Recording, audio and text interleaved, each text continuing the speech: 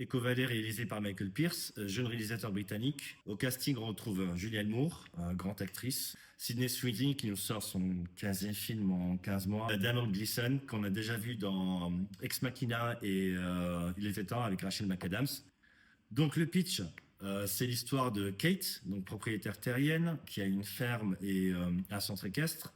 Dont le monde est en train de s'écrouler. Il y a une histoire de deuil qui sera expliquée plus loin dans le film. Elle risque de perdre sa ferme suite à des difficultés financières. Elle est vraiment prise dans un tourbillon, que ce soit économique ou psychologique, où elle se sent vraiment mal et sa fille ne l'aide pas du tout. Elle fait en fait une sorte de crise d'adolescence. Elle se met en danger toute seule. Elle finit même par avoir une altercation avec son dealer, donc Gleason, sur la propriété de sa mère. On est parti vraiment sur un drame familial très intimiste et tout ça bascule en thriller psychologique le soir où Claire arrive chez sa mère couverte de sang, mais ce sang n'est pas le sien.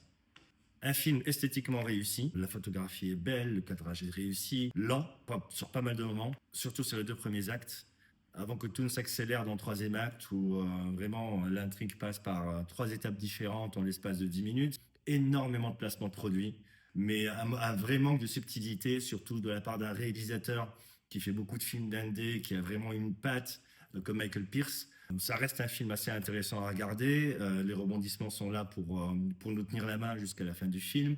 Julianne Moore, très bonne dans un rôle très éprouvant qui vaut la peine d'être vu. Sydney Sweeney qui surjoue. Son personnage est détestable par nature vu le scénario et le rôle qu'elle doit jouer, mais elle le surjoue tellement qu'on a vraiment zéro empathie. On trouve rien pour s'accrocher pour dire oui, en fait, il y a peut-être un chemin, un arc qui va l'emmener vers la rédemption. Pas du tout.